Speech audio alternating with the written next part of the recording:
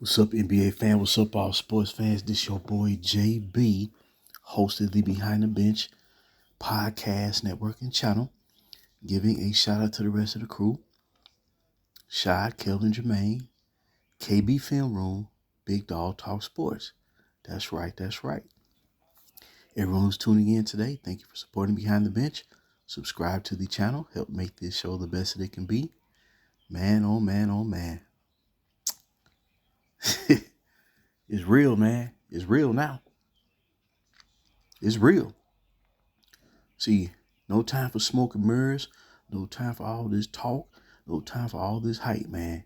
All this hocus pocus, of what they want history to be. I'm telling you, man, like Bill Parcells, Hall of Fame NFL football coach, famously said, "You are what your record says you are." And I keep saying, first of all, man, as an NBA fan, you know, uh, no player or no team is bigger than the league. And that's what, when this experience is finally over, that's what the Los Angeles Lakers franchise is going to understand. Because they brought the wrong guy to the team. And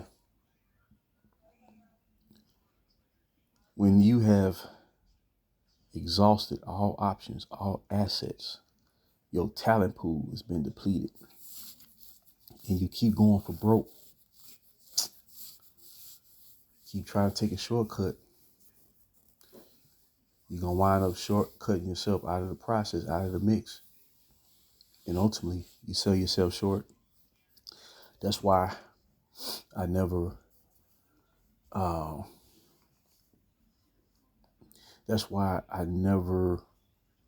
in my mind, moved on from the young core. I couldn't do it, man. I just couldn't do it. And I know it sounds like a broken record. I realize that.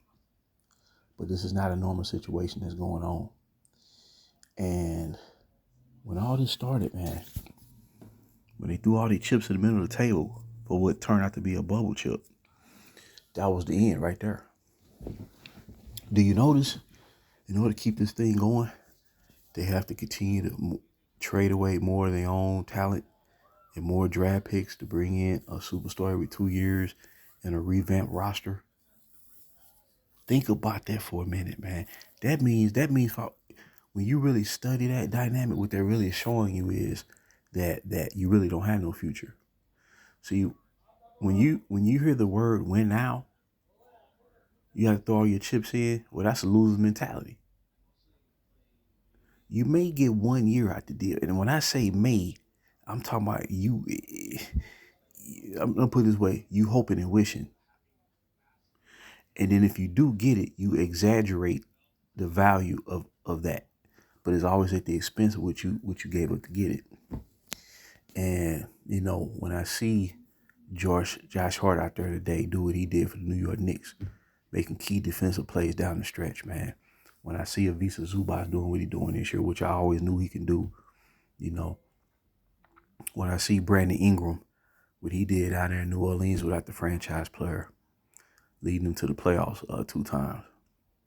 When I see this going down, man, and what Julius Randle is doing out there, man, for the Minnesota Timberwolves, he is literally setting the tone for that team in this playoff series versus the Lakers. He's not trying to overdo things. He's playing his role to a T. And, Lakers are a win now team that, with the with the hurricane on there, they go for broke every year. So they're going to have a team that can explode normally during the beginning of the game. But when the game, becomes more intricate, then you start to see the flaw in that approach, because you have an imbalanced team. What I mean by that is, in Game 4 of the first round series between the Lakers and Timberwolves, The Lakers only had only scored 6 points from their bench. 6. And that's from the same player. Because they don't have no player, they don't have no defined roster on the team, you know. And what I mean by that is uh Minnesota has everybody is playing for each other and playing a distinct role. And this is why in games 3 and game 4, Minnesota has outscored the Lakers by 10 points or more. They're the better team. And I believe they're going to close this series on out, man. And like I say, Julius Randle showing tremendous value because he's playing hellacious defense on Luka Doncic and the Hurricane in the fourth quarters, because the fourth quarter, that's money time. See, and I know in my heart, I don't just believe it, I know it. If they had stayed the course, let their young core grow and mature together, develop their chemistry and their confidence, and then added that final piece to the puzzle, the right star player, it'd be lights out. It'd be lights out, man. They would have a 10-year run. It'd be set up for 10 years, man. But now, you know, Lakers they don't have a starting center, they don't have a backup center, and they don't have no bench. They got names, but you know what's happening with the Lakers is they trying to get the quote unquote best players available based off of past reputation. But when they come to the team and play under this guy's system, well, they cannot adapt to an actual role on the team. So, like I said, this is why they faltered in the fourth quarters, and that's why I believe they're going to lose this series.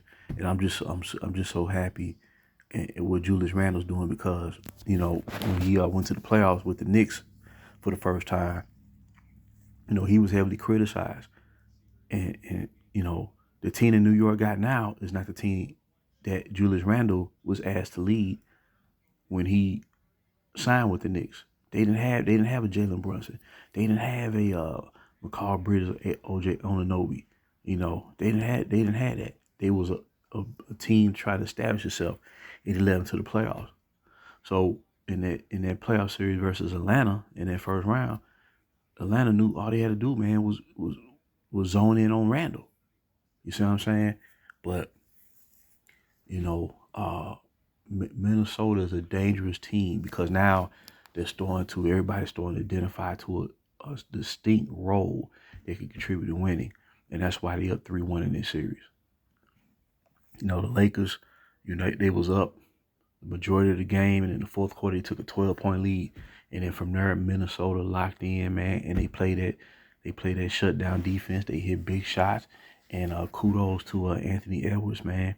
You know, he stepped up as a superstar. And I think that's what was holding Minnesota back this year from being a top-seeded team, or top 2, top 3 seeded team. Like last year, I think Edwards was trying to figure out his way, you know, but now he playing within himself again, just like he did in that first round last year versus Phoenix, man, when he outplayed KD. And he's outplaying, when it comes to money time, he's outplaying Luka Doncic and the Hurricane. He's outplaying the Hurricane and Luka Doncic, you see. And and Randle, man, he just setting the tone, man. And I always knew he can do this, you know. And he gonna be locked in and ready come game 5, man. And that'll be a joyful experience to see him, man, show to the Lake organization that he's a tremendous player. You know, when a team shows belief in him. And this is why they never should let that young core go. And I'm gonna say that all the way, man, till the cows come home. They never should have did it. They sold themselves short. And can you imagine if they lose, if the Lakers lose in this first round? That'd be in consecutive years, 2 years in a row, where they got eliminated in the first round, and 3 years with the Hurricane on the team, who's supposed to be the savior of the franchise. They lost in the first round to Phoenix. They lost in the first round last year to Denver when they was picked to win it all, and they're on the verge of losing again, and they missed the playoffs twice. They went to a conference final only after they got a midseason overhaul roster. They was finna miss the playoffs again in 23. And all they got to show, man, is that bubble chip, man. That. I mean, come on, dog. You talking about the trade-off of the ages, dog. See, but when you take a shortcut to win and you so-called accomplish the goal, it's really an illusion. It's an illusion thinking that you've arrived, but you really haven't.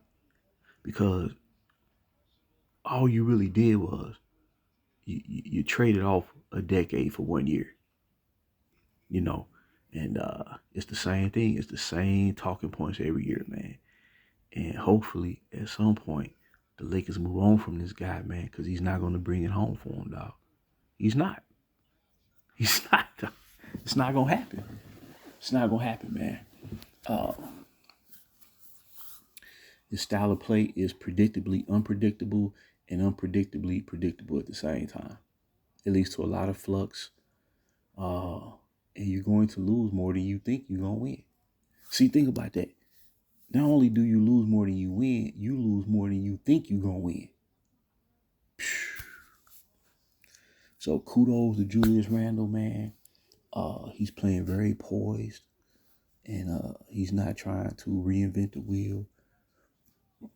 And he's taking this game by game, man. And all of them were meant to be Lakers, man. They were all meant to be Lakers. So this is why I've always had their back and supported them all the way through and spoke of them and spoke of their value. You know what I'm saying? Because they were so young, man. They was 21. Man, it like look at the Orlando Magic, man. That's a tough young team out there, man. There ain't no pushover for Boston. Boston going to go out there and beat them, dog, if they do. You see what I'm saying? Cleveland rebuilt.